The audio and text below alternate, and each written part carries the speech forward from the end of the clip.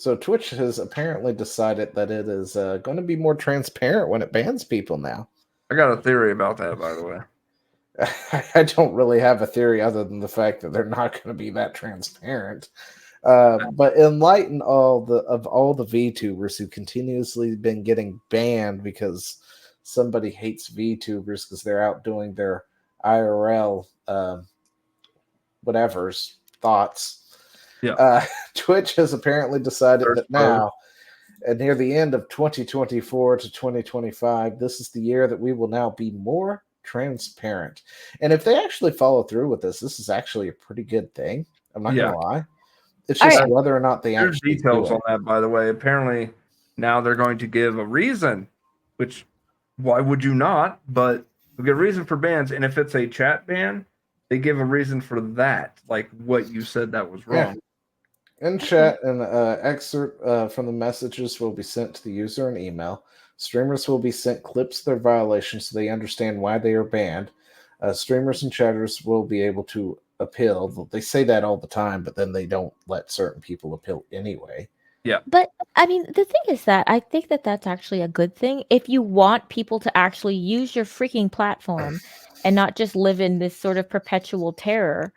The thing is that if you want people to not do a thing, you need to tell them that when they mess up, when they step over a line. If they don't know where the line is and it's all nebulous, they just live in fear. Now, maybe, and I think that YouTube kind of gets off on this, like basically having it nebulous so that people self-police and that they go way back from where they should. They pull back on words like, oh, I don't know, killed or something like that. Because they're like, I don't know, I could get banned for that, and it's like, I don't think that that's the thing, but they're so scared because they don't know where the line is. Yeah. And so, but if you want people to actually stay on your platform and actually be free and actually do their best work, you don't want them in a state of perpetual terror. And you also want them to know when they mess up so that they don't do it again. This is the way to not get repeat offenders. But I don't believe them, but sure. Yeah, I don't. Yeah, like I said, this is a good thing if they actually follow through with it, because right now the thing is you get banned. Mm-hmm. And then you may not know you're banned. You may find out through Twitter or something else, depending on how big you are, that you got banned. And then after you've yelled at Twitch support, you get an email saying you violated something, right? And you're like, where, when, how? I'm pretty sure I didn't do the thing. You got to be more specific, and they never are. And YouTube and Twitch are bad for that. They're just like, oh, you violated our terms, and then they never get into any specifics. They never can bring in anything, and this is something that all platforms should honestly adopt. Yeah, actually, I think even Rumble should adopt that. Because if you're going to take the time to ban somebody for an offense, but then never actually tell them, and like what it was saying on YouTube, you're tiptoeing around 15 different words because there's a lexicon of things you can't say. 200 you automatically get demoted, you get demonetized, you can't get any visibility. I mean, we've probably said the words more times than I can count, which is why it doesn't get seen on YouTube half the time. I mean, there was about 290, 320 around that range of words that YouTube either bans, demote, etc. It got leaked in a spreadsheet. But the problem is it changes too. So, it's never a consistent thing, because what is okay now, 6 months from now, suddenly is a banned term for whatever reason. I mean, I'm banned. You are? No. The Chad. My channel, my name. Chad is banned. It's a banned term on YouTube. You're not supposed to say Chad. It deranks you if you do. It deranks you. So I will never be successful on YouTube for that reason. That's so stupid. This is that. You remember that overcorrection that you guys were saying killed Helldivers? Yeah. This is the same thing. This is that overcorrection. The only thing is that because YouTube was the only game in town for so long, and so many people are just addicted to it, it's also on default on every device. But yeah. But I mean, their algorithm is fantastic though. Like their For You algorithm that kind of curates things and says, "Oh, we found like videos and we'll send them out to you." Yeah, they got Rumble's caught getting better at it, too. but YouTube's is pretty dang good. Like I keep trying to get my husband to use Rumble, and he'll try. Bless his heart, he'll try for a while, but then he's like, "Yeah, okay, but I want to like discover something new," because he's all adventurous and They're stuff. actually recently dropped an update that is working on that algorithm so that Mm-hmm. the For You is adaptive. Mm-hmm. Because before they didn't have anything. No, they had nothing. So it's So much better. It's yeah, much better. So he can if he use it tries for a it little bit now, he longer might now. get better results. He might not get amazing results because you can't recommend what ain't there. That But too.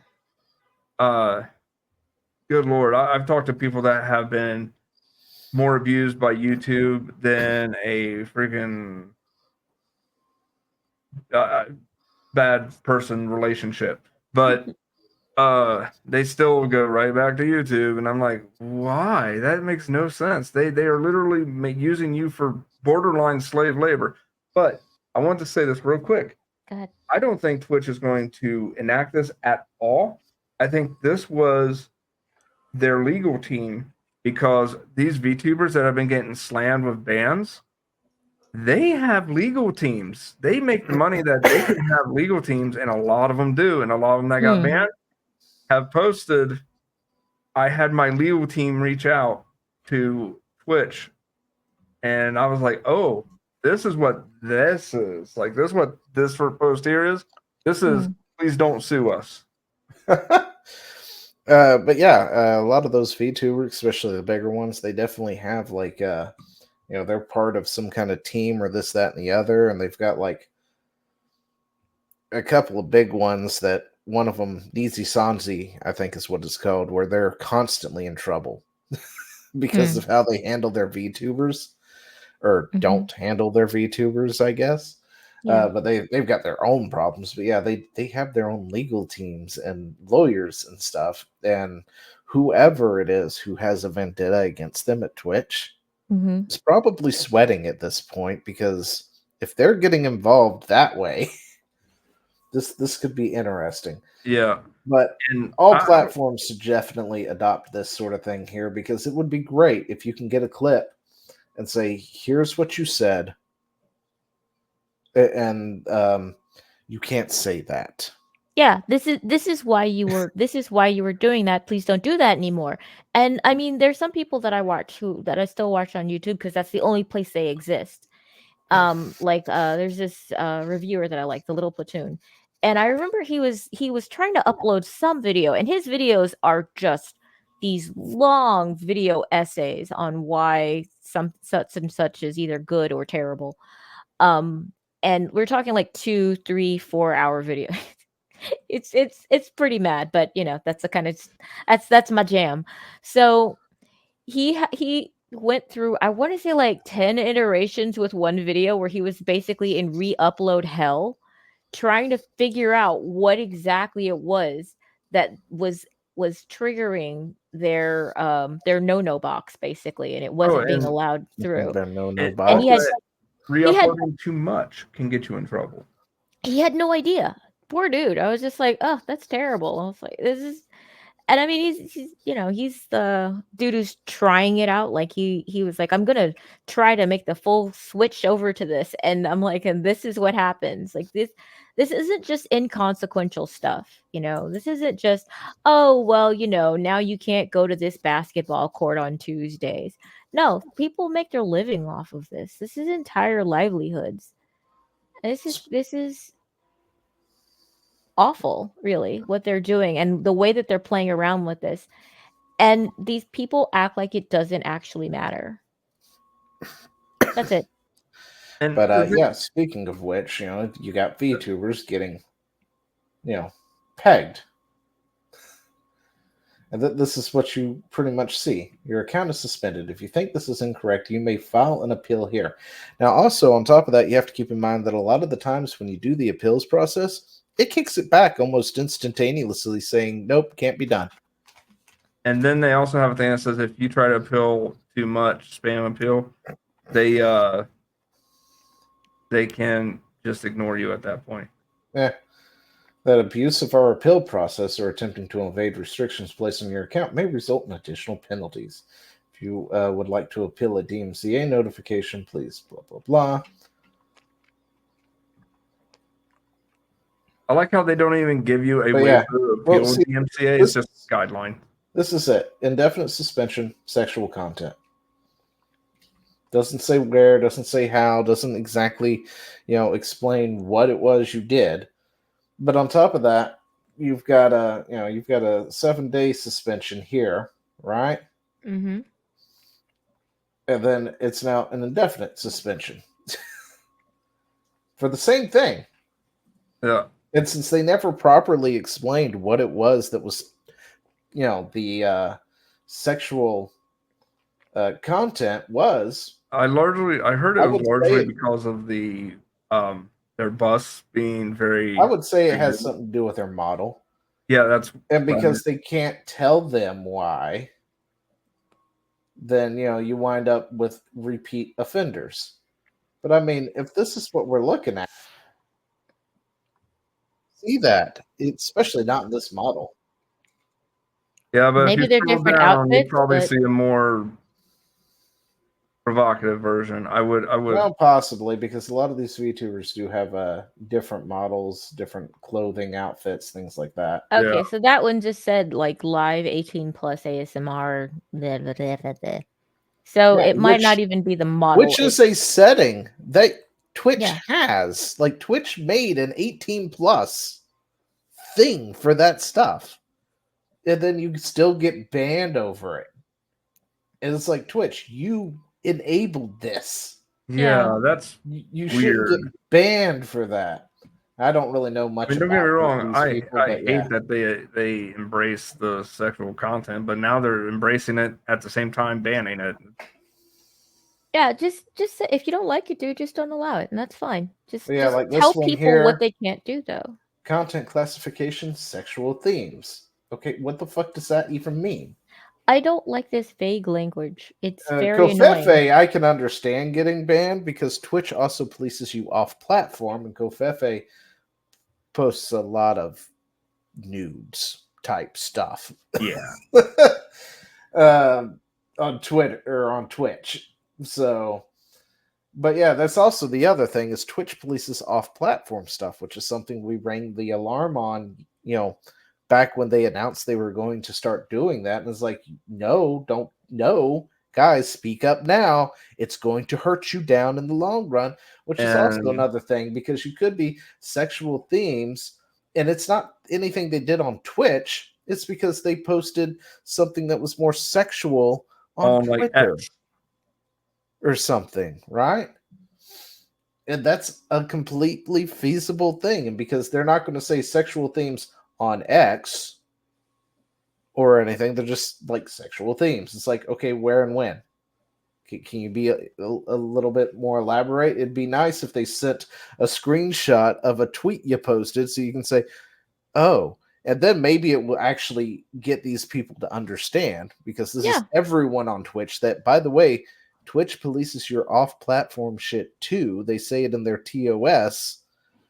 When that bell finally gets rung for these idiots to realize, not calling all VTubers idiots or anything, but they are because nobody realizes that that's a thing that Twitch can do.